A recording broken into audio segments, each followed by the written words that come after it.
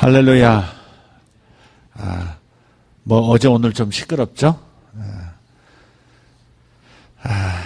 북한의 상태가 지금 좋지 않은 것 같습니다. 그죠?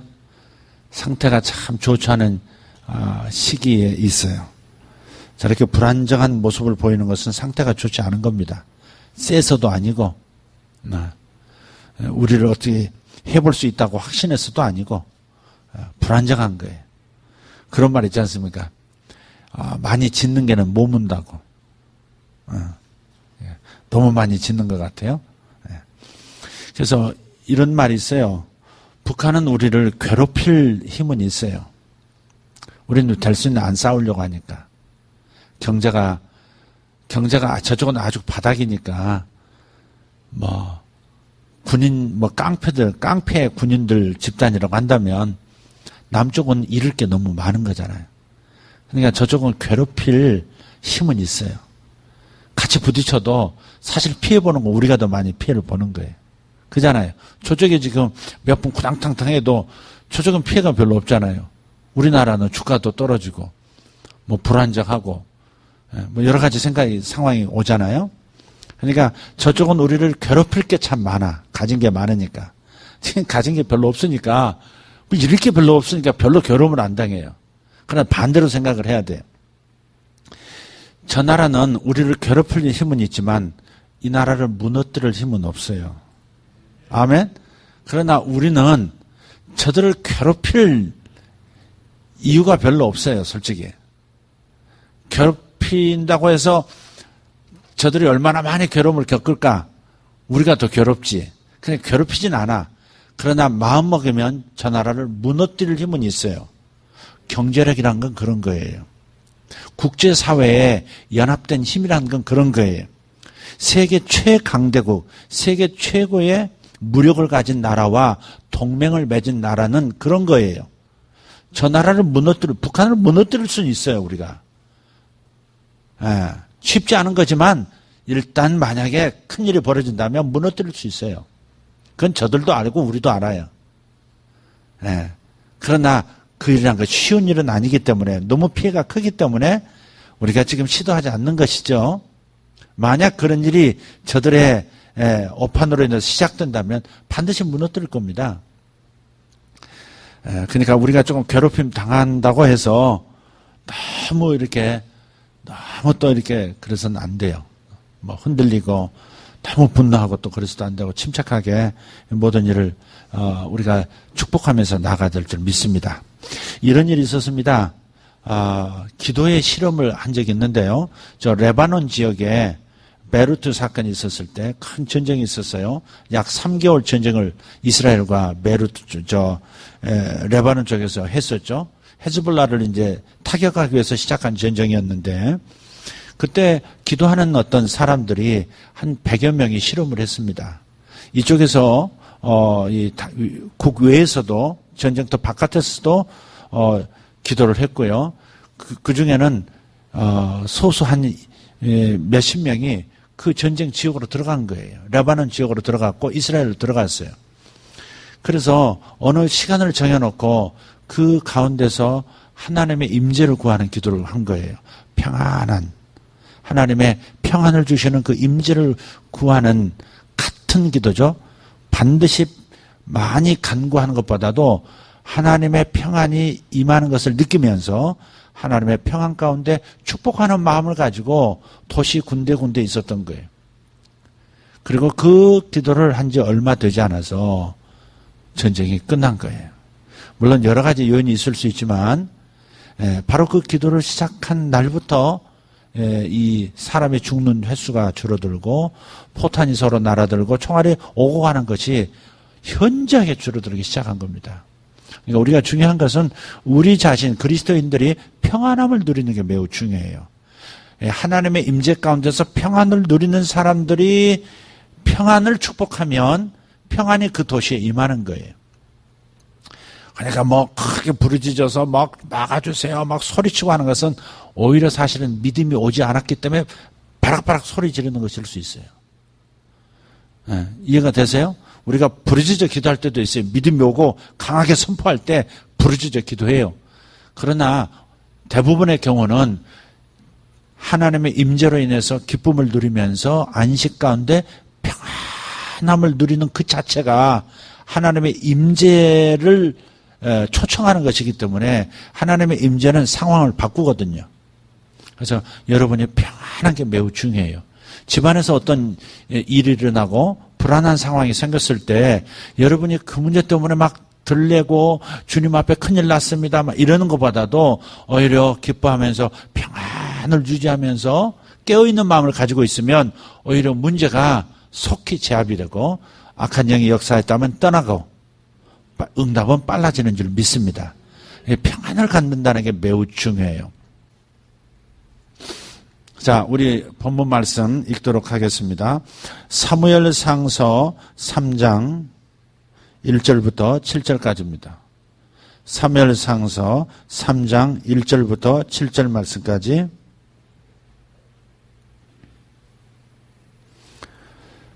같이 읽겠습니다. 아이 사무엘이 엘리 앞에서 여호와를 섬길 때에는 여호와의 말씀이 희귀하여 이상이 흔히 보이지 않았더라.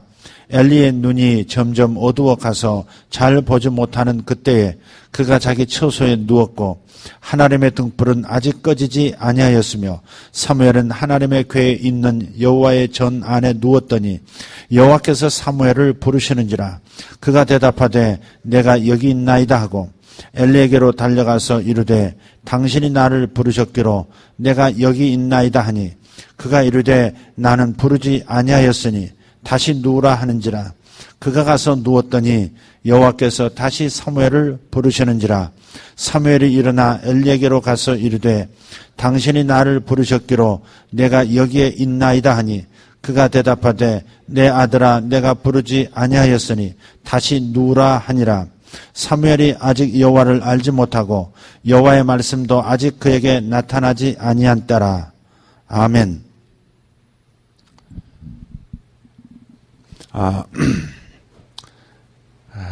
북한의 상태가 지금 별로 좋지 않다. 제가 그렇게 아까 말씀을 시작을 했습니다. 사실 이스라엘 상태가 매우 좋지 않은 시기, 여러모로 이스라엘의 상태가 좋지 않은 상태를 배경으로 한 이야기가 오늘 본문의 이야기입니다. 그리고 그때 당시 이스라엘을 인도해 가는 정신적 또 정치적 지도자였던 엘리 제사장도 역시 상태가 별로 좋지 않았던 것 같습니다. 아이 사무엘이 엘리 앞에서 여호와를 섬길 때에는 여호와의 말씀이 희귀하여 이상이 흔히 보이지 않았더라 하신 말씀을 살펴보건대 이스라엘이 상당히 좋지 않은 영적 상태였고 정치적 상황이었다 하는 것을 읽을 수 있습니다. 하나님의 말씀이 희귀했다 하는 겁니다. 하나님의 말씀이 잘 들리지 않았다는 거예요. 하나님의 말씀이 희귀했다. 그리고 이상이 흔히 보이지 않았다 그랬습니다. 아무리 어려워도 하나님의 말씀이 있고 하나님께서 보여주시는 비전, 이상이 있으면 사는 겁니다. 지난 주일 오후인가요? 수요일에 나눴던 말씀이죠. 그 말씀에서 요셉이라고 하는 인물이 하나님의 보여주시는 이상, 즉 밤의 이상, 꿈을 잘 예언적 꿈을 꾸었고 또 그 꿈을 잘 해석할 줄 아는 그 사람이 있었을 때 애굽에 엄청난 일이 기다리고 있었죠. 7년 풍년이라는 소식은 좋은 소식이지만 7년 흉년이라는 것은 매우 흉악한 소식이었고 나라의 근간 자체가 무너질 수 있는 굉장히 위험한, 이집트로서는 최대의 비상사태였다. 그런데 그런 상황에서 하나님의 이상이 바로에게 나타났고 그 바로에게 나타난 밤의 이상인 꿈을 해석하는 요셉이 있었다 하는 것이죠. 그러면 국가는 살아나는 겁니다. 국가도 마찬가지고 가정도 마찬가지고 교회도 마찬가지고 개인도 마찬가지고 자기 사업도 마찬가지예요. 어떤 상황이 되어지든 하나님의 말씀이 있고 그 말씀을 들을 줄 아는 자가 있고 하나님께서 보여주시는 이상들을 보고 해석하고 적용하고 실천할 수 있는 그러한 깨어있는 마음만 있으면 어떤 상황이라도 넘어갈 수 있는 거예요. 오히려 전화이복 더 복을 받을 수 있는 줄 믿습니다. 그러므로 우리가 기도할 것은 사도 바울이 에베소서 1장 17절에 말씀했던 바 내가 너희를 위해서 밤낮 기도하는 것이 있다. 그것은 바로 너희에게 지혜와 계시의 영이 충만하기를 원하노라 그랬거든요. 지혜와 계시란 말은 지식이란 말이에요. 지식이란 말은 하나님만 알고 계시는 어떠한 지식을 말해요. 하나님께서 알려주시는 지식, 그것은 땅에서 나오는 지식이 아니에요. 또 지혜와 지식 했을 때 지혜는 그 지식을 어떻게 적용할 수 있는가 하는 측면을 말하고 있는 거예요. 그래서 우리가 하나님 앞에 많이 구할 것은 세상이 안정되기를 구하는 것도 참 중요하지만 세상이 불확실하고 미래가 불투명한 상황이 오고 하늘이 무너지고 땅이 꺼지는 것 같아도 우리에게 지혜와 지식의 말씀이 있으면 하나님께서 주시는 말씀과 이상이 있고 이상을 해석하고 깨닫고 적용할 수 있는 그 은혜만 있다면 우리는 능히 이길 수 있는 것이니 바로 그 부분을 구해야 할 줄 믿습니다. 주님, 말씀이 희귀하지 않는 인생이 되게 도와주십시오. 주님, 이상이 잘 보여지는 제가 되게 도와주십시오. 제 영혼을 깨어있게 하사 하나님이 보여주시고자 하는 것을 잘 볼 수 있게 하시고 말씀하시는 것을 잘 들을 수 있는 귀를 주시옵소서. 이 기도하는 것이 매우 중요하다고 믿습니다. 이 나라의 지도층들도 마찬가지입니다. 모세 같은 사람이 왜 위대한 지도자가 되었습니까? 하나님과의 친밀함 속에서 하나님이 보여주시는 이상을 보았고 하나님이 하시는 말씀을 들을 수 있었기에 그 어려운 광야 생활도 통과할 수 있었고 그 무서운 애굽의 400년 통치도 벗어나서 자유민, 자유국가를 세울 수 있었던 이스라엘처럼 그러한 지도자들이 하나님과의 친밀함 속에서 말씀이 희귀하지 않고 이상이 자주 보이지 않는 것이 아니라 자주 볼 수 있고 들을 수 있는 이런 지도자가 있었기 때문이다. 우리나라도 그렇게 되어지기를 간절히 소원합니다. 할렐루야.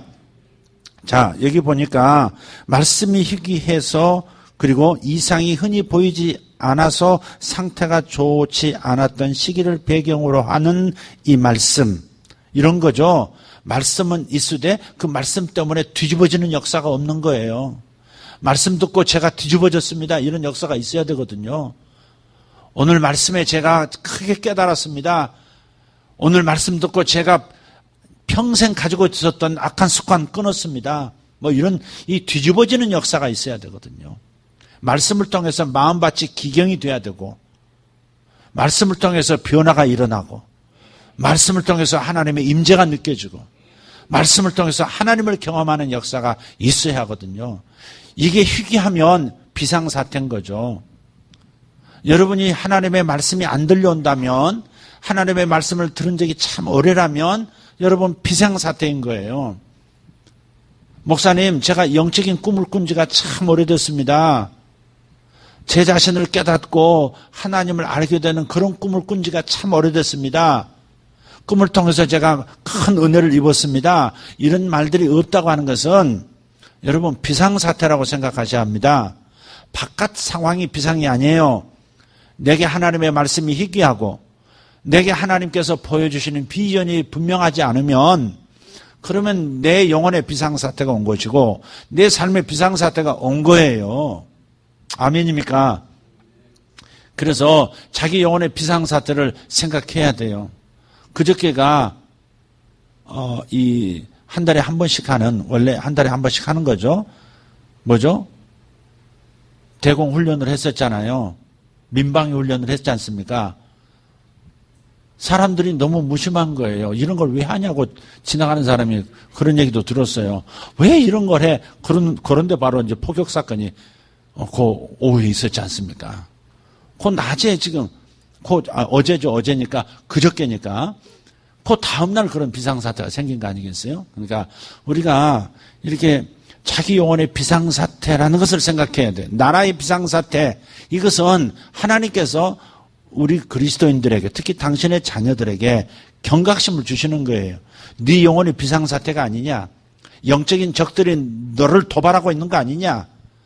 악한 영이 너를 눌러서 도무지 하나님의 말씀을 듣지를 못하고, 말씀을 들어도 마음 안에 변화가 안 일어나고 성격이 변하지 않고, 하나님의 어떤 보여주시는 사인들이 나타나지 않고, 바로 이 상황이 너희들이 지금 원수 마귀에게 도발당하고 있는 상황이다.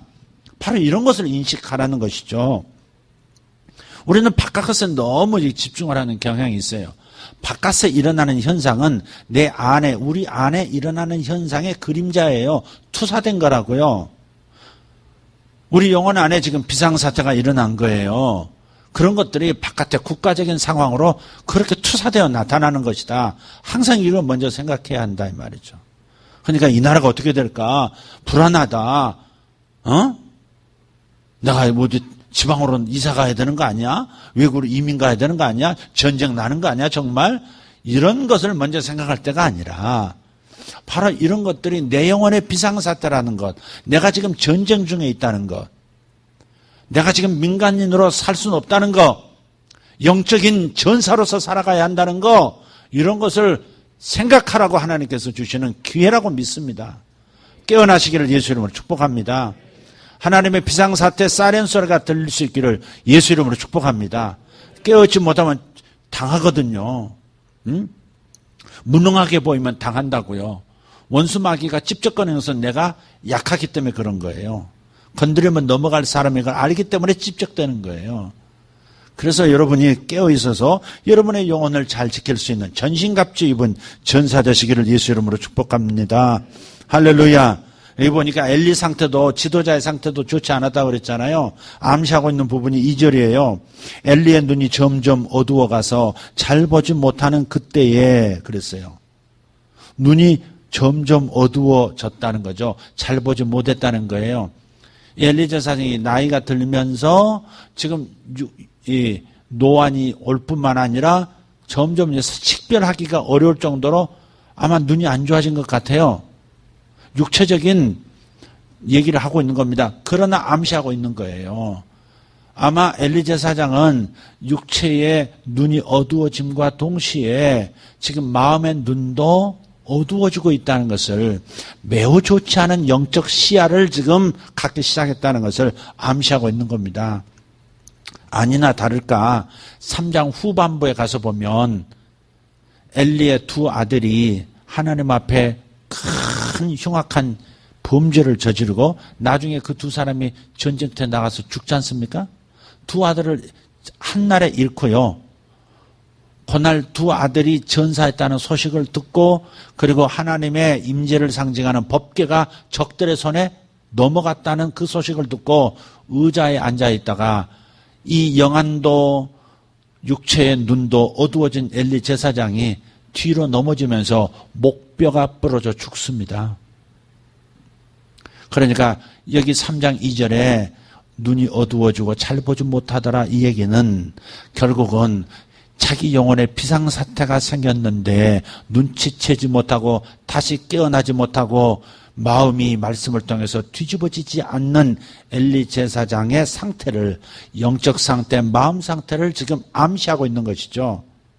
절대 여러분 가정은 이런 일이 없기를 축복합니다. 항상 깨어있기를 축복합니다. 할렐루야. 또 보세요. 2절과 3절을 비교해서 보면 엘리 제사장은 자기 처소에 누워있고 그랬어요. 그런데 어린 사무엘은 3절에 보니까 하나님의 등불은 아직 꺼지지 아니하였으며 사무엘은 하나님의 궤에 있는 여호와의 전 안에 누웠더니 그랬어요. 대비가 되죠? 엘리 제사장은 자기 처소에 누워있고 사무엘은 하나님의 임재의 장소인 하나님의 전 안에서 누워있다 이 말이에요. 지는 해와 뜨는 해를 지금 보여주고 있는 거 아니겠어요? 그죠? 자, 그리고 2절에서는 어두워서 잘 보지 못하는 상황임에도 불구하고 이스라엘과 엘리 제사장이 지도자와 백성이 한 가지로 어두워졌음에도 불구하고 그래도 하나님의 등불은 꺼지지 않았다는 거죠. 뒤집어서 얘기하면 하나님의 불은 켜져 있는데 엘리 제사장은 그 불을 못 보고 있는 거죠. 지금 대비해주고 있는 거예요. 여러분 하나님의 임재의 불을 보고 계십니까? 모세는 일상 속에서 40년간 늘 해오던 양치기 그 일 속에서도 그리고 가끔 광야에서 바싹 마른 뿌리 뽑힌 덤불들이 굴러다니다가 마찰에 의해서 불이 붙는 현상을 많이 봤어요. 그런 늘상 보는 그 불들 속에서도 광야의 삶 속에서도 하나님의 불은 하나님의 사인이 있는 하나님의 불은 눈치챘다 이 말이죠. 그리고 하나님의 임재가 있는 떨기나무 앞에 가서 하나님의 음성을 듣고 사명을 받고 변하여 이집트에서 자기 백성을 구출해내는 능력자가 된 거 아니겠습니까? 그러니까 깨어 있어서 하나님의 불을 볼 수 있는 눈을 달라고도 기도하셔야 합니다. 말씀을 들을 수 있는 귀를 달라고도 기도하셔야 되고 지혜 말씀, 지식의 말씀을 들을 수 있는 귀를 주소서. 또 하나님의 불을 발견하고 하나님이 보여주시는 이상과 사인의 불을 쫓아갈 수 있는 그런 눈을 열어달라고 기도하셔야 합니다. 아멘.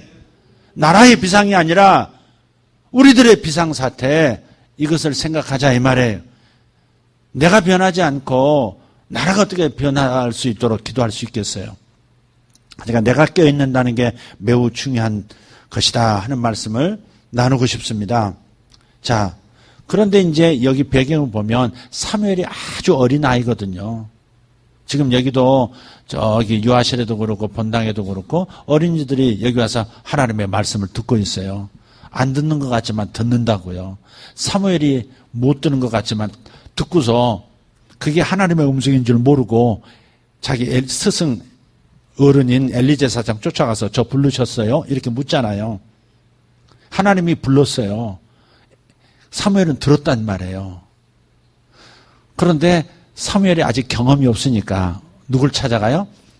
저 방에서 저쪽 자기 처소에서 엘리 제사장이 부른 줄 알고 막 마당을 가로질러서 쫓아가서 저를 부르셨나요? 이렇게 밤중에 묻는단 말이에요. 그것도 3번이나. 나중에야 엘리 제사장도 하나님께서 어린 사무엘을 지금 부르고 계시는구나를 눈치채고 뭐라 그래요? 여호와여 말씀하소서 종이 듣겠나이다. 이게 답이에요. 여러분 말씀을 경험 못한 사람들이 참 많더라고요. 특히 모태신앙. 모태신앙은요, 알 건 다 알아요. 사무엘도 거의 어린 시절 엄마 젖 물고 있다가 젖 떼면서 성전으로 들어왔잖아요. 오늘날은 말하면 교회에서 사는 아이들이에요. 교회에서 사는 사람이에요, 지금. 예. 그런데 교회에서 사는 입장이니까 얼마나 많은 말씀을 들었겠어요. 다른 제사장의 선포하는 말도 들었고 엘리 제사장이 직접 가르치시는 하나님의 말씀도 들었고 하나님이 과거에 이렇게 역사하셨다는 굿뉴스도 들었어요. 들었는데도 지금 엘리야는 하나님의 말씀을 아직 경험하지 못했다는 거예요. 이게 뭘 말하는 거예요? 사무엘은 지금 모태신앙과도 같은 사람이에요. 실제 모태신앙이고요. 어머니가 하나님을 믿었던 사람이고 어머니가 서원해서 아들이 지금 젖을 떼자마자 성전에 바쳐져서 제사장의 종으로 선지자로 살아가도록 그렇게 운명 지어진 아이가 바로 사무엘이에요. 그냥 모태신앙이죠. 준 모태신앙도 있어요. 준 모태신앙. 뭔 줄 아세요? 배우자가 너무 믿음이 좋아가지고 거의 강제로 끌려서 교회에 나온 남자들 혹은 여자들 혹은 믿음 좋은 부모에게 끌려 나오는 애들 아직 하나님을 경험을 못했어요. 여기 보니까 7절에 보니까 사무엘이 아직 여호와를 알지 못하고 그랬어요. 사무엘이 아직 여호와를 알지 못했다 할 때 안다라는 단어는 2가지 의미가 있어요. 안다. 그 전에 한번 말씀드렸죠. 히브리어로 야다라는 단어를 쓰고 헬라어로 기노스코, 안다 그 말이에요. 이 안다라는 말은 원래 이렇게 해석을 많이 해요. 무엇에 대해서 혹은 누구에 대한 정보를 안다 그런 거죠. 내가 박근혜 대통령 알아. 여러분 박근혜 대통령 아십니까? 혹시 대법원장님 성함을 아십니까? 어쨌든 우리가 누구를 안다 해서 그분도 나를 아는 건 아니거든요. 그러니까 내가 누구를 안다는 것은 무엇에 대해서 누구에 대해서 정보를 가지고 있다 그 말이거든요. 네.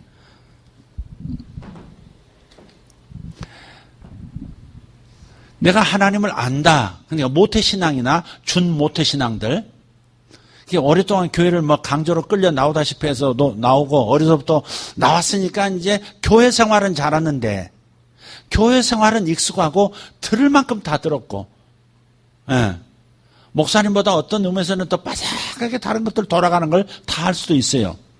그러나 그것이 하나님을 아는 것과는 다른 거죠. 하나님을 안다. 그런 사람들이 하나님을 안다라고 말할 때 그럴 때 안다는 것은 하나님에 관한 정보를 안다는 것이지 하나님에 대하여 한 말들을 내가 데이터를 가지고 있다 그 말이지 몸소 체험해서 안다는 아니다 이 말이에요. 여기서 사무엘이 아직 여호와를 알지 못했다 그 말은 하나님의 말씀을 못 들었다가 아니에요. 하나님에 관한 정보가 없다가 아니에요. 지금 뭐예요? 하나님을 몸소 자기 스스로 체험하거나 경험한 적이 없다 그 말이죠 지금. 성경에서 안다라고 하는 것은 하나님이 나를 아신다, 너희가 나를 안다라고 하는 말은 우리가 경험적으로 하나님을 알고 하나님께서 나를 경험적으로 나를 아신다 그 말이에요. 그러니까 하나님에 관한 정보를 안다 가지고 신앙생활을 할 수 없는 거예요 사실. 교회 생활은 가능해요. 그러나 참된 신앙생활은 가능하지 않아요. 하나님을 경험한다는 것은 하나님의 말씀을 경험하는 건데 여러분 설교를 그렇게 많이 들었으면서도 아직 하나님의 말씀을 경험 못한 사람들이 있어요. 그런 사람들은 말씀이 안 들어와요. 그런 사람들에게 물어봐요. 너 어렸을 때 교회 나갔는데 예배가 뭐냐? 불신자가 물었다 합시다. 회사 동료가 물었어요. 나 교회 너 열심히 가던데 예배가 뭐냐? 그러면 예배하는 거야.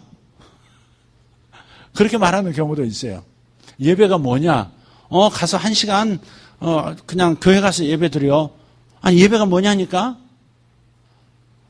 예배라니까. 찬송 부르고 설교 듣고 헌금하고 기도하고 그러 오는 거야. 그게 예배야.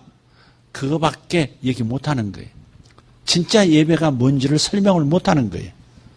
정말 몸소 하나님을 경험한 사람, 다시 말해서 하나님을 안다라고 말하는 사람, 예배를 안다라고 말하는 사람은 예배 속에서 하나님의 임재를 경험하고 하나님 살아계시는 음성을 들은 거예요. 설교를 이렇게 듣지만 어떤 사람들은 말씀이 들려요. 말씀이 들린다는 말은 저 말씀이 내게 하는 말씀이야로 들린다는 거예요.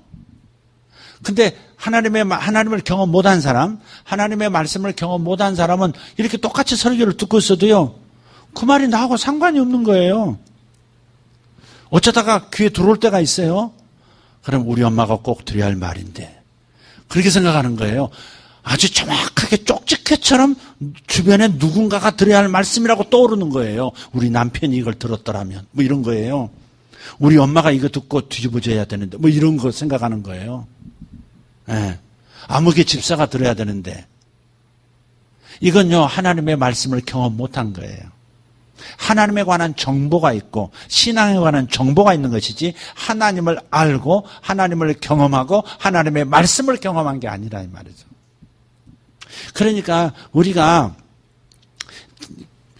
귀를 테스트할 때가 있잖아요. 이번에 우리 둘째가 보니까 뭐 이렇게 파는 것도 없고 뭐 어쩌다 수영 뭐 선수로 이렇게 뭐 학교 뭐에서 이렇게 하다가 막 귀에 물이 들어서 그런지 귀에 뭐 염증이 있었던 모양이에요. 그게 딱지가 나중에 보면 딱지가 이제 들어 앉았어요. 예. 그 집에 와서 이제 엄마가 이제 귀를 파줬는데 파고 보니까 뭐가 막혔더래요.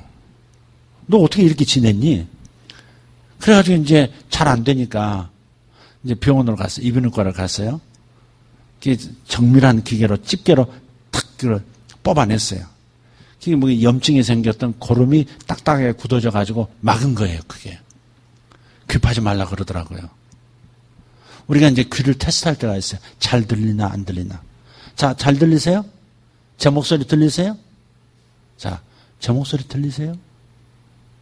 여러분이 맞장구 쳐줘야지. 들려요? 안 들려요? 들려요? 예, 들린다 이거죠. 이게 귀를 테스트하는 거죠. 이건 청력을 테스트하는 거죠. 제가 영어를 해볼까요? I'm a boy, you are a girl. 뭐 이렇게 해볼까요? 예. 여러분, 영어를 제가 말한다고 해서 영어를 크게 말할 때는 잘 듣고 영어를 작게 말하면 못 듣고 아니면 말이 좀 이상하게 얽혔어요, 지금 제가. 여러분, 청력을 테스트하는 것과 영어 실력을 테스트하는 건 다르잖아요. 둘 다 듣는 것을 테스트하는 거지만 듣는 귀가 있는가를 테스트하는 거지만 첫 번째 듣는 귀라는 것은 듣는 청력, 고막에 이상이 없는지 청력을 테스트하는 거고 두 번째 듣는 것을 테스트한다는 것은 알아듣느냐 그걸 테스트한다 이 말이죠. 청취력이 있느냐 그걸 말하는 거예요. 말씀을 이렇게 설교를 해도 어떤 사람들은 청력은 있어서 무슨 말하는지는 들리지만 그 말이 내게 하시는 하나님의 말씀으로 안 들려요. 그것은 청취력이 없는 거예요, 지금. 나와 상관없는 말로 들려요. 아, 이거 저 목사 말 맞네. 그러고 들을 수도 있어요. 말은 잘한다. 그렇게 들을 수도 있어요. 아니, 목사가 저런 것도 안 해? 그렇게 듣는 분들도 있어요. 예. 어떤 분이 제가 금형에 대해서 얘기를 했어요.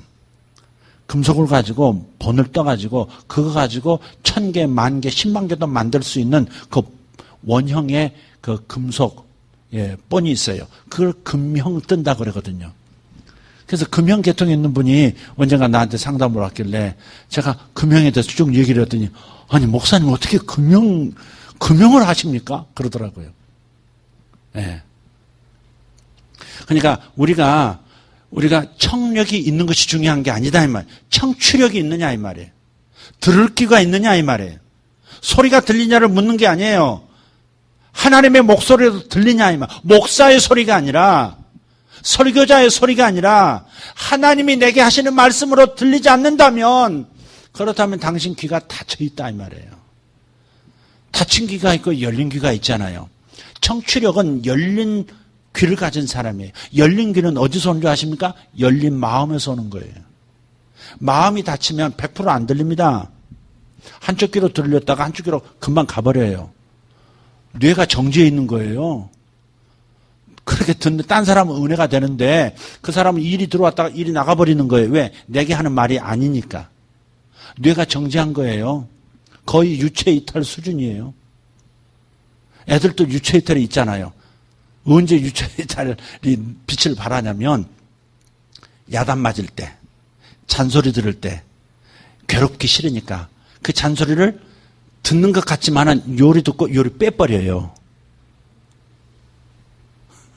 우리 애가 또 이번에 와서 이제 오늘 갔거든요. 그래서 이제 말을 막 해도 돼요. 이제 몇 개월 말을 막 해도 돼요. 근데 이 둘째 놈이 교장 선생님한테 갔는데 한번 야단 맞았대요. 뭘 잘못해서 교장 선생님 불렀대요. 교장 선생님 앞에 갔는데 교장 선생님 뭐라고 말씀하시는데 웃음이 나서 죽을 뻔했대요. 웃음이 나와가지고 그래서 웃었대요. 이렇게 웃었더니 너는 어떻게 교장 선생님 지금 너의 뭔가에 대해서 교정을 요구하는 말을 하고 있는데 왜 웃느냐고 묻더래요. 근데 자기는 왜 웃음이 나오냐면 그런 곤란한 상황들 있을 때 아주 엄숙해야 할 정중해야 할 그 순간에 특히 웃음이 나온대요.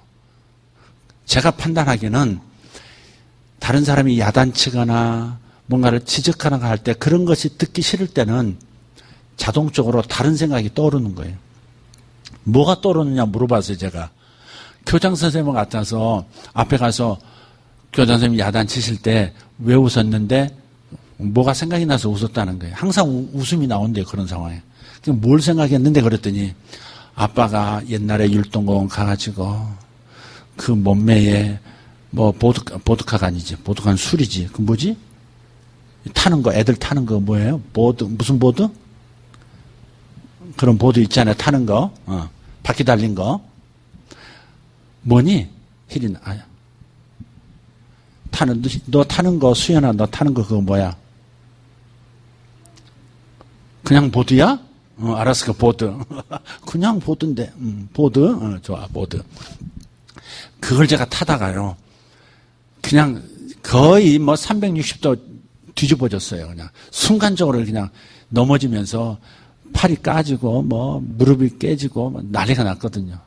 그래서 뭐 관리사무소 가서 뭐 후시딘 갖다 바르고 반창고 붙이고 그 장면이 떠오르면서 그렇게 웃기더라는 거예요. 자동적으로 그런 장면이 떠오르는데 아빠가 실수하는 장면이 떠오르는데 그래서 이게 무슨 심리인가 가만히 생각하니까 애들은 얼마든지 그럴 수 있어요. 잔소리 들을 때 같은 말 또 들을 때 뭐 공부하라고 그럴 때 막 듣고 싶지 않은 얘기 들을 때는 한 귀로 듣고 한 귀로 바로 빼는 거예요. 그런데 그것이 마음이 고통스럽지 않으려면 자동적으로 자기 방어 기제로서 뭔가 웃기는 일이 떠오르는 거예요, 그게. 그러니 교장 선생님 앞에 가서 교장 선생님이 뭐라고 하는데도 웃음이 나오는 이유가 거기 있는 거예요. 제 모범생이 학교에서 다 좋아해요. 어쩌다 갔는지 난 잘 모르겠는데. 하여간 뭐 그런 거예요, 그런 거. 이게 듣는 귀라고 하는 게, 듣는 귀가 있다고 하는 것은, 청취력이 있다는 것은 내가 마음을 열었다는 거예요.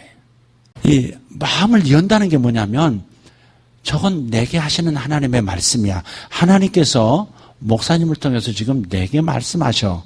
내게 하시는 말씀이 뭐지? 하고 집중하는 태도 있잖아요. 바로 그것이 사무엘이 말한 거예요. 여호와여 말씀하소서 종이 듣겠나이다. 바로 그거거든요. 그런 사람들은 청취력을 가진 거예요. 그런 사람들은 하나님의 음성을 듣는 거예요. 그런 사람들은 열린 귀를 가진 사람들이에요. 제가 오늘 이 말씀을 여러분과 나누는 이유가 있어요. 여러분이 모든 예배 때마다 모든 강단에서 선포되는 말씀마다 자신에게 하는 말씀으로 들을 수 없다면 지금 당신의 마음은 닫혀 있다. 왜 닫혀 있는지 이유는 여러 가지일 수 있어요. 하나님을 처음부터 모르고 거듭나지 않았기 때문에 안 들리는 수 있어요. 안 들릴 수 있어요. 그러나 거듭났고 하나님을 경험했어도 안 들리는 때가 있어요. 뭔가 문제가 있을 때 그런 거예요. 뭔가 마음이 닫혔어요. 세상에 대한 염려로 닫혀 있는지도 몰라요. 경기가 너무 나쁘다는 생각 때문에, 내가 너무 힘들다는 생각 때문에 하나님의 목소리로 안 들릴 때도 있어요. 누구하고 다투어서 그런 경우도 있어요. 자기 자신이 아파서 그럴 수도 있고요. 어쨌든 마음이 닫히면 귀가 닫힌다는 것이죠. 듣는 귀는 100% 마음에 달려 있습니다. 열린 마음, 이것이 하나님의 음성을 들을 수 있느냐 못 듣느냐가 결정되는 거예요. 하나님의 말씀이 왜 없었겠어요? 사람의 마음은 어두워지고 눈이 어두워지고 사물이 분간이 안 될 정도 엘리의 상태가 그랬고 이스라엘 백성 상태가 그랬어도 3절에서 하나님의 등불은 아직 꺼지지 않았다라고 하는 말씀을 보면 하나님은 항상 말씀하고 계시는 거예요. 사람이 못 듣는 것이죠. 청력은 있지만 청취력이 없는 거죠. 히어링은 있지만 리스닝이 없는 거예요. 못 듣는 거예요. 하나님의 말씀이 들려야 변화가 일어나거든요. 그래 안 그래요? 그래요. 남편을 100번 끌고 와도 마음이 열려있지 않으면 하나님의 말씀, 내게 하시는 하나님의 말씀이 오늘 뭐지? 라고 귀 기울이는 마음이 없으면 못 듣는 거죠. 말씀을 경험 못하고 하나님을 경험 못하는 거예요. 그런 말 있잖아요. 나귀는 물가까지는 끌고 갈 수 있지만 물을 먹일 수는 없다고. 그렇잖아요? 지가 물을 먹을 수밖에, 결국은 지가 물을 먹는 거지. 물가까지는 데리고 와도 물은 못 마시는 그런 나귀가 있듯이 고집스러운 마음이 있잖아요. 듣기 싫은 마음. 예, 들으면 자기가 변할까봐 안 들으려고 하는 사람들도 있어요. 저 말을 들으면 내가 변할까봐, 그러면 내가 손해보는 행동을 하게 될까봐 그럴 때도 있어요. 그럴 때 있었어요, 없었어요? 용서하며 삽시다 그러는데도 안 들어. 왜? 그걸 아멘 하면 김집사 용서해야 되거든. 그럼 내가 손해보는 것 같거든요. 아멘 하면요, 집에 돌아가서 남편한테 내가 잘못해서 내가 먼저 사과해야 될 것 같거든요. 그러니까 안 듣는 거예요. 안 듣습니다. 부모에게 순종하라? 안 듣습니다. 지금부터 가서 내가 달라져야 되거든요. 하기 싫은 일도 해야 되거든요. 순종해야 되거든요. 사람이 듣고 싶지 않으면 그냥 아까 우리 아이처럼 자기 마음이 괴로울 것 같으면 웃음으로 떼어버린다고. 웃음으로. 자기도 모르게 웃음으로 떼어서 그 말이 자기를 다치지 못하도록, 아프지 않도록 자기 방어를 한다고요. 그게. 아마 여러분도 그런 경험들을 학생 때 했을지도 모르겠어요. 또 어떤 경우는요, 오히려 공격적으로 나와서 그 말을 부정하는 경우가 있어요. 이런 사람들도 있어요. 교회 와서 목사들은 다 똑같아. 이런 그러니까 그런 생각을 가지고 교회는 타락했어. 이런 말을 세상 사람이 하듯이 그렇게 교회 안에 들어와서 하는 사람들도 있어요. 그것은 아예 하나님의 말씀이 자기를 변화시키지 못하도록 공격적인 태도를 취함으로써 말씀이 한 귀로 왔다가 한 귀로 흘러나가도록 하는 청력만 남아있는 존재로 스스로 차단하는 거예요. 그게. 그래서 우리가 상담을 할 때도 자녀를 교육할 때도 우리가 잘 봐야 되겠어요. 내 말을 들으려고 하는 마음이 있는지. 마음이 중요하다니까요. 엄마의 말이 중요하다. 아빠의 말씀이 참 중요하다. 난 들어야 해. 라고 하는 열린 마음인지 아니면 닫힌 마음인지, 안 듣고 싶어하는 마음인지, 듣는 척만 하고 있는 건지 그걸 잘 살펴야 합니다. 네, 살펴야 합니다. 그렇게 닫힌 마음 상태에 있는 사람에게 계속 말해봐야 리스닝이 안 되는 거예요. 자기에게 적용되는 말씀, 자기를 변화시키는 충고가 되질 않아요. 하나님의 말씀도 더더욱 그렇지만 여러분, 부모가 자녀를 교훈하고 혹은 징계할 때도 마찬가지예요. 열린 마음을 갖게 하는 것이 매우 중요합니다. 그래서 아이들에게 교훈하고 훈계하고 때로는 징계도 하려면 평상시에 사랑을 베풀어야 되거든요. 평상시에 열린 마음이 있어서 무조건적인 사랑으로 사랑해주고, 사랑하기 때문에 지금 교훈하고 사랑하기 때문에 야단친다는 것을 자녀들이 확신할 수 있도록 도와줘야 돼요. 아마 오랫동안 그렇게 못한 가정에서는 새롭게 부모가 마음을 먹고 이제부터는 그렇게 하리라 하고 노력해도 빨리 그 회복은 안 돼요. 지속적으로 반복해서 긴 시간을 내다보고 신뢰를 회복해야 가능할 겁니다. 그러니까 부모가 굉장히 노력해야 되는 거죠. 내 아이가 왜 마음을 닫았을까? 왜 듣는 귀를 갖지 못하게 된 걸까? 어디서 이렇게 귀딱지가 내려앉아서 말을 못 알아듣는 아이가 됐을까? 왜 안 들으려고 하는 아이가 됐을까? 그것을 살피고 부모가 그것을 바꾸려고 해야 돼요. 부모가 먼저 바뀌어야 됩니다. 부모가 정말 바뀌면 언젠가는 자식들이 변합니다. 할렐루야. 배우자도 어느 한쪽에 분명히 끝까지 변한 모습을 보여줄 수만 있으면 상대 변합니다. 우리 남편 안 변할 사람이에요. 우리 아내는요, 아무리 말해도 안 되는 사람입니다. 절대 그렇지 않습니다. 그래서 내가 끝까지 그 마음을 변하지 않고 무조건적인 사랑으로, 그래서 사랑하기 때문에 끊임없이 눈물로 기도하고 끊임없이 권면하고 끊임없이 희생하고 끊임없이 배우자를 이끌려고 한다고 하는 확신, 그 신뢰를 그에게 주어야 한다는 것이죠.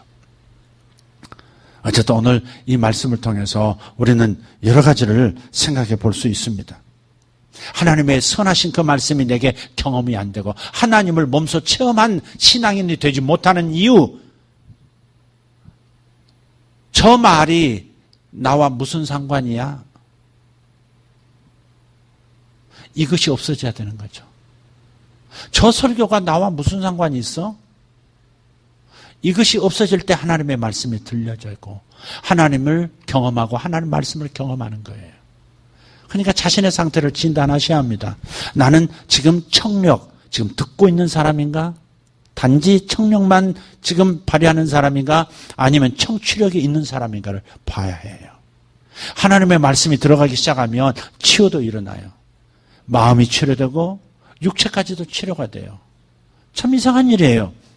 영혼이 변하면 범사가 변하게 돼 있어요. 그래서 요한 3서 2절에 내 영혼이 잘된 같이 내 범사가 잘되고 그런 거예요. 그리고 내가 강건하기를 강구하노라 그랬다. 첫째, 내 영혼이 잘된 같이 내 범사가 잘되고 그 다음 내 육체가 강건하게 되기를 원한다. 이 순서가 있단 말이에요. 물은 위에서 아래로 흐르잖아요. 영혼이 더 높은 영역에 있는 거예요. 영혼은 하늘과 잇대어 사는 존재거든요. 몸은 육체라는 것은 내 아래 땅과 잇대어서 사는 존재고 땅에 의지해서 사는 존재예요. 그러니까 위는 결국 영혼이 위란 말이에요. 헬라어로 사람을 안드로포스라 그래요. 안드로포스. 한번 해봅시다. 안드로포스. 쉽지 않아요? 안드로메다라는 은하계가 있잖아요. 안드로포스. 안드로포스란 말은 위를 보는 존재 그런 뜻이에요. 위를 보는 존재. 그게 안드로포스예요. 사람은 뭐냐? 위를 보는 존재예요. 하나님을 보는 존재예요. 하나님을 보지 못하고 땅을 보고 하나님을 못 보고 사람만 보고 하늘을 못 보고 상황만 보는 사람은 진정한 의미의 안드로포스가 아닌 거죠. 어떤 상황에서도 하늘을 보는 사람, 어떤 처지에서도 하나님을 바라보는 사람, 그 사람이 진정한 사람, 진정한 안드로포스란 말이에요. 그것이 바로 그런 자세를 가질 때 열린 마음이 되는 것이고 그 다음에 열린 귀가 되는 것이고 하나님의 말씀은 살아서 역사하기 시작해서 나와 상관 있는 말씀, 하나님이 내게 지금 하시는 말씀으로 들려지기 시작하는 거예요. 여러분 어떤 상태에서도 어떤 상황에서도 여러분 이 마음 상태는 여러분이 견지를 하셔야 돼요. 어떤 상황에서도 하나님의 말씀은 들으리라. 어떤 상황에서도 하나님이 무슨 말씀을 하시는지 내가 듣고 그 말씀을 내가 순종하리라. 그런 마음만 가지고 오시면 하나님 말씀을 못 듣는 때가 없을 거예요. 많은 분들이 그렇게 얘기하시더라고요. 내가 지금 질문하고 고민하고 지금 애타는 그것을 목사님은 이상하게 오면 설교하시더라는 거예요. 1년에 한 번 왔는데도 그런 분들도 있고 외부 교인들도 그런 분들이 계시더라고요.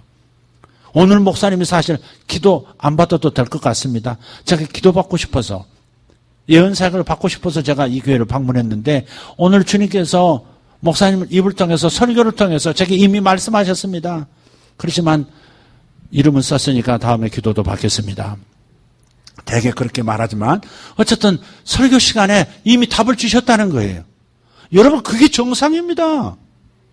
그게 정상입니다. 저도 참 이해하네요. 제가 오늘 왜 이 말씀을 해야 되는지 이 말씀이 갑자기 떠오르기도 하고 이 말씀이 갑자기 은혜가 되기도 하고 이 말씀을 꼭 나눠야 될 것 같기도 하고 그러나 전혀 그런 거 없이 말씀을 펼쳤는데 생각지도 않은 말씀이 나오기 시작할 때가 있어요. 갑자기 떠올라요. 그런데 회중 가운데 꼭 그 말씀이 필요한 분들이 있더라고요. 그런데 대부분 열려있는 가슴을 가지고 있는 분들, 닫힌 마음이 아니라 열려있는 마음과 열린 귀를 가진 청취력을 가진 그런 성도들은 매 시간마다 하나님이 자신에게 하는 말씀을 들으는 거예요.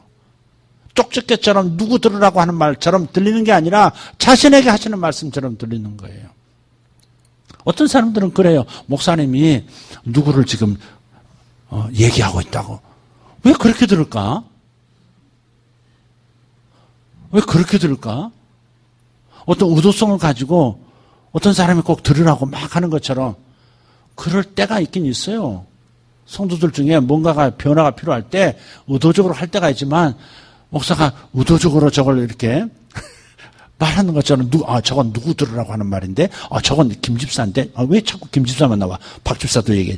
저건 박 집사인데 저건 이 집사인데 그렇게 막 찾는다고요. 저건 오 권사인데 뭐 이러면서 그거 참 이상한 거예요. 저 설교가 나와 상관이 있어야 되는데 내게 주시는 하나님의 말씀으로 들려지도록 열려있는 마음이어야 되는데 자기는 왜 닫힌 마음이냐고요. 왜 남에게 그 말이 필요하다고, 그 설교는 그 집사가 들어서 깨져야 된다고 왜 그렇게 듣느냐 말이에요. 제가 부주중에 하는 말들이 참 많아요. 제 아내가 자주 그래요. 오늘 오후에 누구하고 얘기했는데, 오늘 아무개 집사님하고 어떤 상황에 대해서 얘기했는데 당신한테 내가 한마디도 한 적이 없는데 어쩌면 오늘 저녁에, 그것도 불과 한두 시간 전에 한 얘기인데 마치 내가 오늘 저녁에 설교할 당신에게 그 정보를 줘가지고 당신이 설교 시간에 한 것처럼 갑자기 그분이 의식이 된다는 거예요. 나눴던 대화를 그대로 얘기하는 경우도 있대요. 네. 그러니까 저도 그럴 때는 그랬겠다. 그럼 어떻게 하냐? 오해했겠다. 뭐 그런 생각도 들지만 이제는 뭐 상관 안 해요. 주님이 하라고 하시는 감동 주시는 말씀을 했을 뿐인데 본인이 어떻게 듣느냐는 자기 몫이지. 여러분, 사람의 소리로 듣지 아니하고 하나님의 말씀으로 들음이라 그랬거든요. 성경에 이 말씀이 너희 속에서 역사하는도다. 너희 속에서 역사하는도다 그랬는데 어떤 사람에게 역사하느냐? 사람의 말로 듣지 아니하고 하나님의 말씀으로 듣는도다. 바로 그런 사람들에게 하나님의 말씀은 하나님의 말씀으로 역사하고 축복이 나타나고 돌파가 일어나도록 하는 거죠. 여러분, 이 훈련은 가장 기본적인 훈련인데 가장 기본적인 훈련이 안 돼 있는 분들이 가끔 있어요. 가끔 있어요. 그래서 활짝 마음을 열 수 있도록 여러분이 올 때부터 준비하셔야 돼요. 오늘 주님 제게 말씀하소서. 오늘 또 주님 제게 말씀하소서. 종이 듣겠나이다. 오늘도 말씀하소서. 주여 이 딸이 듣겠나이다. 말씀하소서. 주여 아들이 듣겠나이다. 오늘 설교 말씀을 통해서 제게 하시는 음성을 듣게 하여 주시옵소서. 할렐루야. 할렐루야.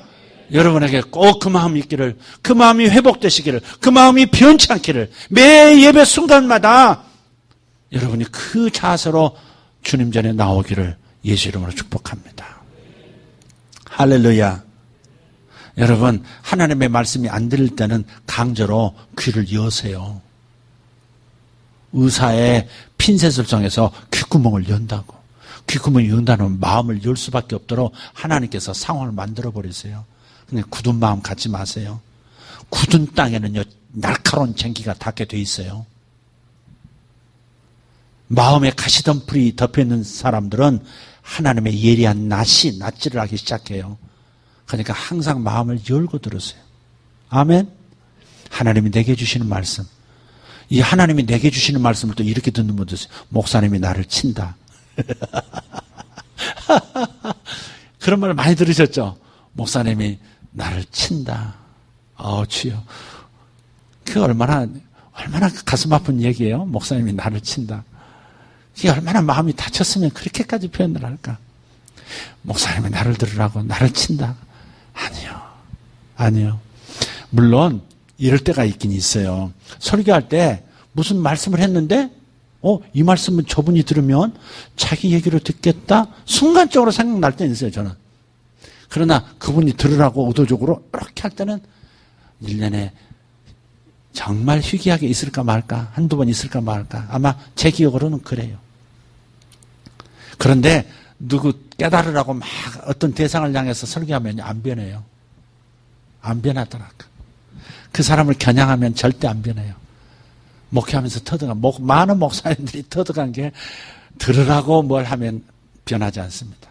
그냥 순수하게 주시는 말씀 그냥 선포하면 하나님께서 역사하시지, 그걸 인위적으로 하려고 하면 안 변하고 더 문제가 생기기도 하더라고요. 그러니까 지금은 편안하게 주께서 주시는 말씀만 하도록 제가 마음을 모으려고 해요. 여러분도 노력하셔야 돼요. 하나님의 말씀이 희귀하면 비상사태예요. 하나님의 이상이 안 보이면 비상사태예요. 그래서 밤에 주여 꿈으로라도 보여주시옵소서. 시작. 꿈으로라도 보여주시옵소서. 그렇게 하셔야 돼요. 깨어있을 때 내가 마음이 너무 번잡하고 분주해서 하나님이 말씀하셔도 못 듣고 있는 이 마당이니까 내가 의식이 잠자고 있는 이 때에 꿈으로라도 내 영혼에 말씀하여 주시옵소서. 할렐루야. 아멘. 자, 이제 우리가 비상사태에 대해서 북한으로부터 시작해서 우리 심령, 우리 삶에 대한 비상사태를 지금 선포했으니까 여러분 깨어있는 마음으로 다시 한번 일어서시기를, 돌아오시기를 다시 한번 예수 이름으로 축복합니다. 할렐루야. 자, 여러분 하나님 앞에 이렇게 기도하십시오. 말씀하옵소서, 종이 듣겠나이다. 말씀하옵소서, 이 딸이 듣겠나이다. 말씀하옵소서, 이 아들이 듣겠나이다. 제가 들을 마음이 있사오니 제게 말씀해 주십시오. 제가 들을 마음이 있사오니 말씀해 주십시오. 제 마음이 번민이 되오나 주님의 말씀이 정말 내 마음에 닿으면 내 마음이 살아나고 희망이 생기고 소망이 생길 줄 믿습니다. 어느 시간 주님 앞에 지금 기도하시길 바랍니다. 내 영혼이 잘되면, 내 영혼이 하나님의 음성을 듣고 내 영혼이 하나님의 말씀을 듣기 시작하고 깨달음이 오기 시작하고 은혜가 되기 시작하면 내 마음이 변화가 되고 내 정신이 치료가 되고 육체도 치료되는 걸 믿사오니 주님의 말씀이 들려지게 하여 주시옵소서. 말씀이 희귀하오니 주여, 주의 말씀이 희귀하지 않는 영혼이 되도록 역사하여 주옵소서. 말씀하옵소서, 이 아들이 듣겠나이다. 말씀하옵소서, 이 딸이 듣겠나이다. 주님 앞에 기도하는 시간 갖도록 하겠습니다. 주님 앞에 기도하겠습니다. 할렐루야. 주님 감사합니다. 영원하신 우리 하나님, 오늘 사무엘을 통해서 말씀하셨고 엘리의 삶을 통해서도 말씀하셨습니다. 감사합니다. 주님, 저에게 더 말씀해 주시옵소서. 이상을 보게 하여 주시옵고 아버지 하나님, 주의 말씀을 듣게 하여 주시옵소서. 아버지 하나님, 말씀을 듣게 하여 주시옵소서. 이상을 보게 하여 주시옵소서. 주님 감사합니다. 살아계신 하나님, 우리 성도들에게도 귀를 열어주시고 마음을 열어주시고 기도할 마음을 얻게 하여 주시옵소서. 기도할 마음을 갖게 하여 주시옵소서. 주님 감사합니다. 영원하신 우리 하나님 찬송합니다. 할렐루야. 아버지 하나님, 그저 귀로만 듣는 자가 아니라 마음의 귀로 듣게 하여 주시옵소서. 영혼의 귀로 듣게 하여 주시옵소서. 하나님의 말씀이 살아 역사하는 말씀이 되기를 원합니다. 주님, 성도들의 마음을 열어주시옵소서. 저들의 믿음을 열어주시옵소서. 저들의 귀를 열어주시옵소서. 아버지 감사합니다. 살아계신 하나님 감사합니다. 영광의 우리 아버지 하나님 찬송합니다. 할렐루야. 주님 감사합니다.